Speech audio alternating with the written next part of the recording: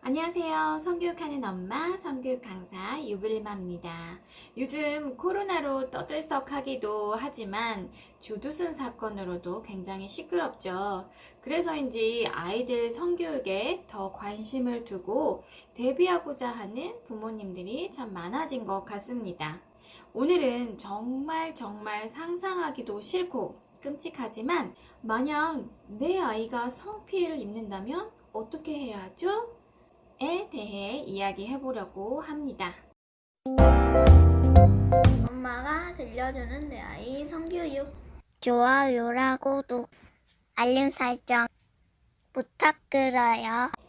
성폭행에 비해서 빈도수나 행동 수위가 좀 덜하지만 절대 넘겨서는 안 되는 것 중에 하나가 아동 성추행입니다.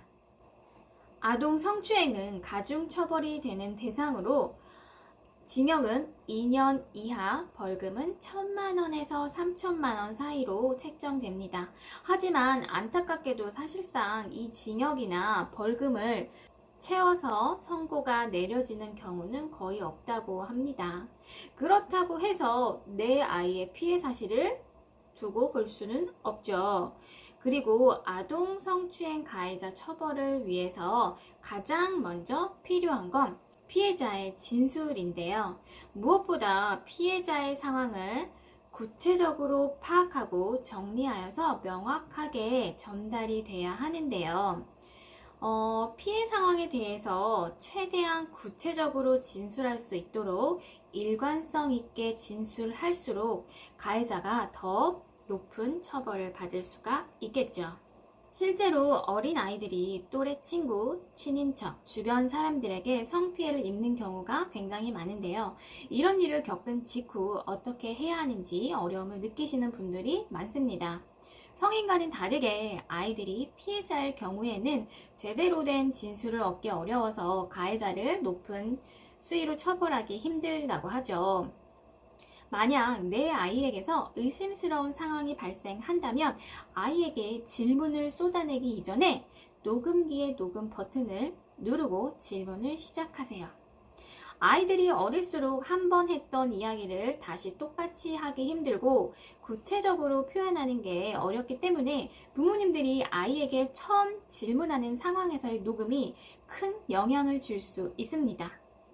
질문은 길지 않게 하나씩 조심스럽게 아이가 불안해하거나 겁을 먹지 않는 말투로 해주셔야 하는데요. 하나의 예로 평소 발랄하던 딸아이가 어느 날부턴가 자꾸 구석을 찾고 그곳에서 성기를 만지거나 팬티를 내리고 있던 일이 발생합니다. 생각만 해도 심장이 덜컥 내려앉죠. 녹음기를 켜고요. 아이에게 녹음기기를 보이지 않는 상태에서 질문을 시작합니다. 우리 사랑이가 어딨나 했더니 여기 있었네. 근데 사랑아, 왜 잘 안 보이는 여기에 있는 거야? 근데 우리 사랑이 소중한 부분이 혹시 아파? 엄마가 걱정이 돼서 물어보는 거야.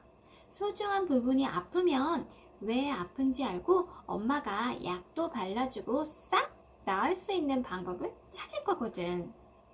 사랑이가 자꾸 만져서 아픈 건가? 아니면 혹시 다른 사람이 우리 사랑이 소중한 부분을 아프게 하거나 소중한 부분을 아프게 했나? 엄마한테 얘기해주면 엄마가 싹 낫게 해줄게. 괜찮아. 자, 이런 식으로 질문을 시작해 주시고요. 분위기를 맞춰주시면 됩니다. 혹시라도 누가 그랬니? 어디서 그랬어? 언제? 라고 몰아붙이듯이 얘기하시면 절대 안 됩니다. 성피해를 당한 아이들이 느끼는 감정들은 소중한 내 몸을 지키지 못했다는 죄책감과 두려움과 공포, 수치심, 불안함 등으로 모든 부정적인 감정들입니다.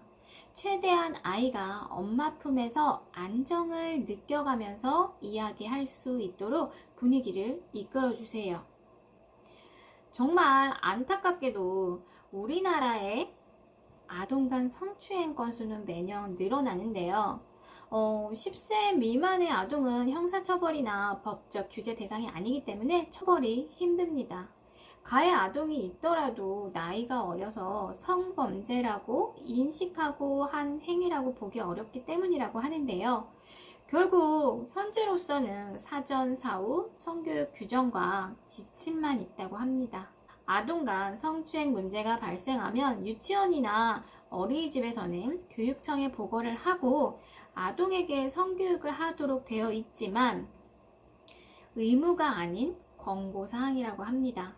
때문에 우리 아이들에게는 나를 지키고 서로를 지킬 수 있는 주기적인 성교육이 더욱더 필요하게 되는데요. 오늘도 어떻게 하면 우리 아이들을 더 지켜줄 수 있을까를 고민하면서요. 다음 영상을 위한 구독과 좋아요 부탁드립니다. 감사합니다.